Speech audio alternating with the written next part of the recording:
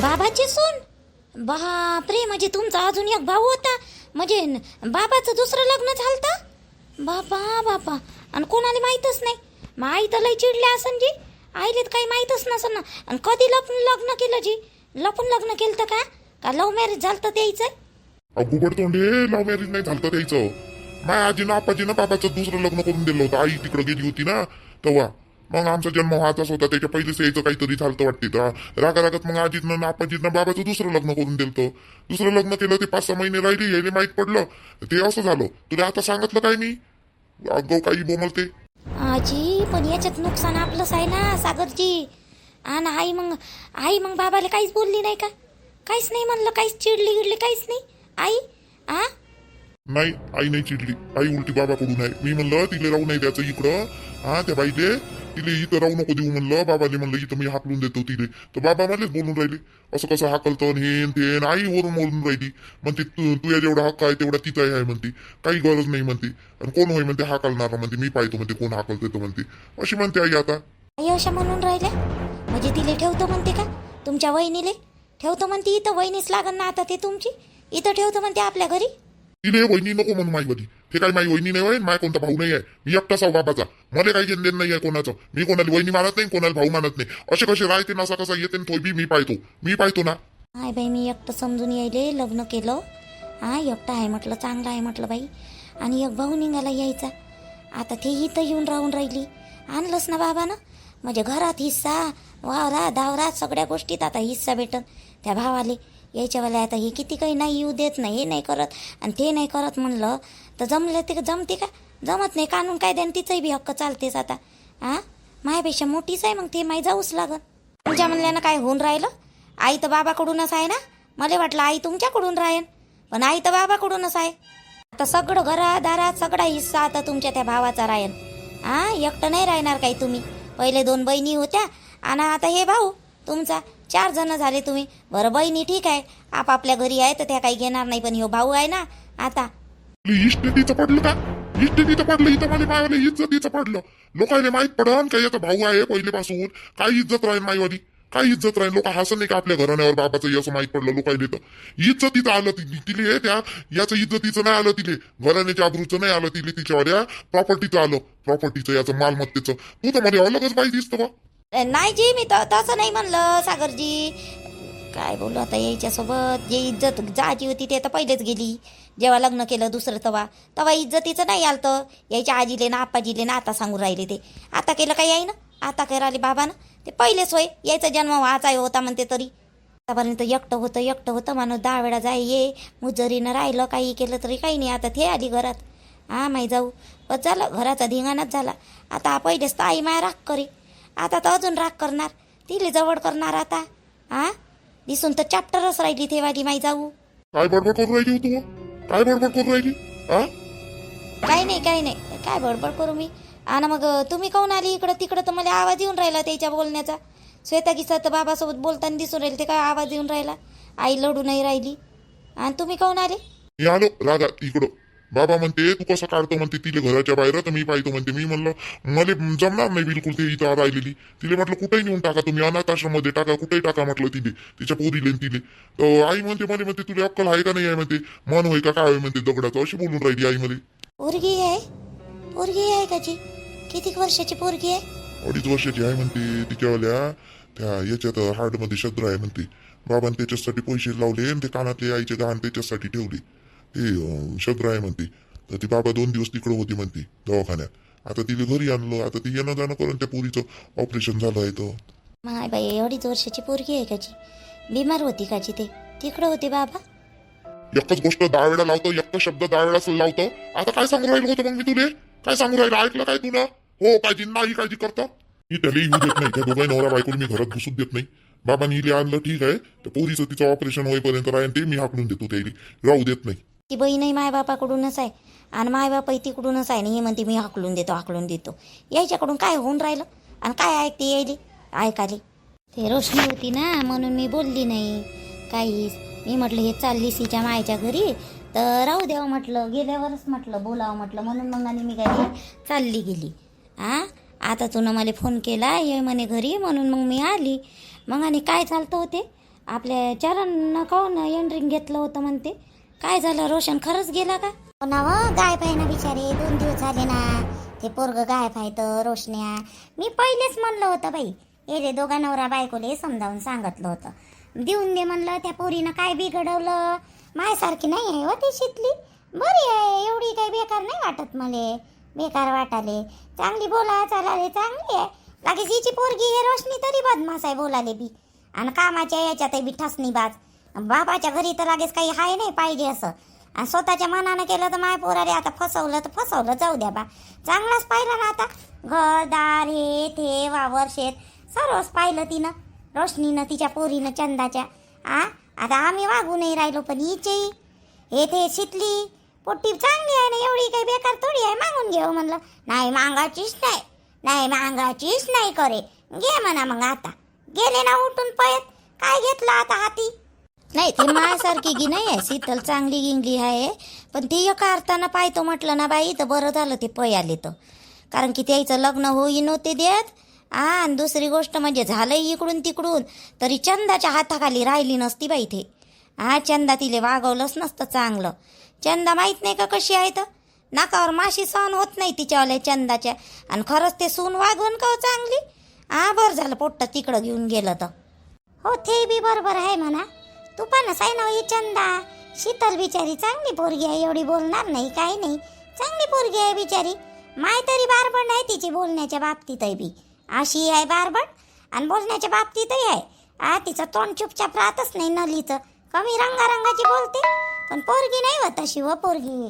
आपण जर 2 शब्द बोललं ना तर ते लढून देन बाई शितली, ना हसून देन, पण ते अशी बोलत नाही, मानादानाची मोठी आहे पोरगी, चांगली आहे हो ते.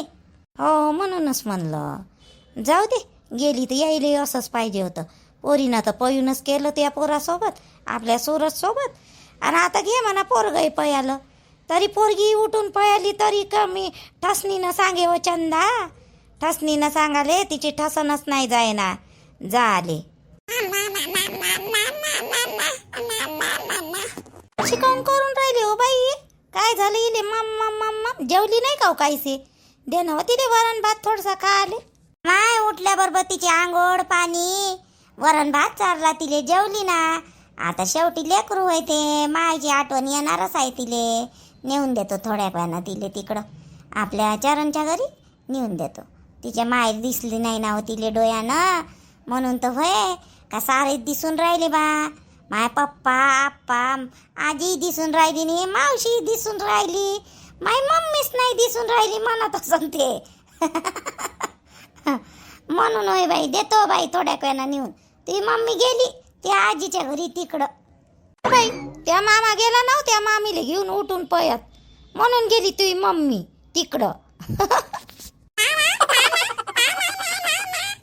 आता कायले मामा मामा करत माय बिचारे, गेला ना तुझ्या मामा तिकडं उठून पळत पोरीले घेऊन.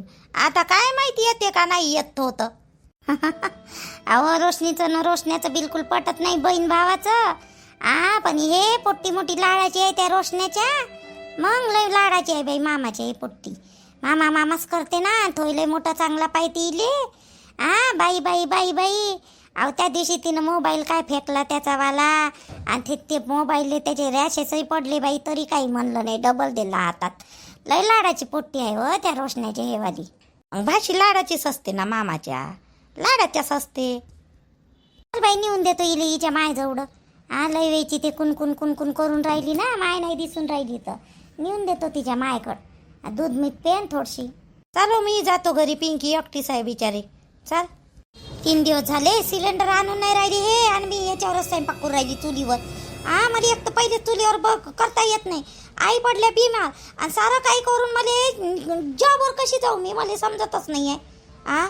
समजाले यायले अक्कल आहे का नाही आहे अरुणजीले हे असे काऊन वागून राहिले. मला इथं आणून ठेवलं, मला म्हणते तुला कोणताच हे नाही होणार, तिथं त्रास नाही होणार, हे नाही होणार. आणि एवढा त्रास होऊन राहिला मायवाला, आता मी कशी करू ह्यावाले चुलीवर. एक तर मला चुलीवर करता येत नाही स्वयंपाक. जायला धुईलं होते माझ्या हातचं सर्व, आणि सारं मी इथं नुसती घरच्या कामालाच अडकून पडली. काय करू मी. एवढ्या उन्हाताना तेवढं मला पहिले स्वयंपाक बनवता येत नाही, काही नाही आहे चुलीवर. आई पडली बिमार, मी काय करू? अरणजी काऊनाचे करून राहिले मले. 3 दिवस झाले मी चुलीवर स्वयंपाक बनवून राहिले, माझ्याकडून होऊन नाही राहिलं. लेकराली सांभाळू, घर सांभाळू का मी आता जॉबवर इथं घरातच अडकून राहू का?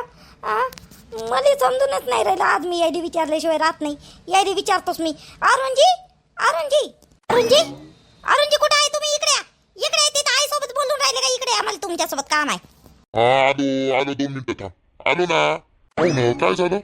एवढी काऊन राहतात, काऊन राहिली माझ्याकडे? काऊन काय झालं? काय झालं हो बाप्पा आता इले? या पूजाले काय झालं? हे काऊन अशी दणपण करून राहिली बाई? मी बिमार पडली तेव्हापासून लय दणपण करते बाई ही माझी पोरगी. तर काय म्हणते ना काय नाही का आता त्याले. तुम्ही सिलेंडर कधी आणता? 3 दिवस झाले. माय किती येले होऊन राहिले उन्हीतानीचं. सकाळ संध्याकाळी मला करा लागून राहिला स्वयंपाक गरमीचा. आणि तुम्ही सिलेंडर कधी आणता मला एवढं सांगा. भेटलंच नाही का सिलेंडर तुम्हाला? अहो नाही ना पूजा, भेटलंच नाही सिलेंडर. मी तर वाट पाहून आहे. दुसऱ्याच्या नावावर जर भेटतो म्हटलं असतं तर ते आणलं असतं मी. पण आता सिलेंडरचं एवढं हे आहे का नाही का? काय सांगू आता तुले. उद्या परवा भेटन. मी बोललो त्याच्यासोबत, आपला नंबर लागायचा आहे. भेटन. आता 15 दिवसाच्या पहिलेपासून नंबर लावून राहिले लोक. उद्या भेटतो म्हणे. मी बोललो त्याच्यासोबत. उद्या देतो म्हणे आणून म्हणे. इकडंच गाडी येणार आहे आपल्या इकडं. आणतो ना उद्या भेटन सिलेंडर. तर सिलेंडर भेटेपर्यंत तुम्ही बाहेरून जेवण आणा, नाही तर स्वतः बनवा. मी बनवणार नाही स्वयंपाक, कारण की मला येले होऊन राहिले. मला जमत नाही पहिले चुलीवर कराले. मी काही करणार नाही तुम्हाला सांगतो. बाहेरून आणा, तुम्ही स्वतः बनवा, काही करा. सिलेंडर आणेपर्यंत मी स्वयंपाक बनवणार नाही. तर नको बनवू. नाही बनवत तर बाई पूजा, नको बनवू ना. मी बनवतो तेवढं काय आहे बाई. मीच बनवतो. मला सवय आहे बाई चुलीवर बनवायची. तुले सवय नाही. नको बनवू तू. मी बनवतो.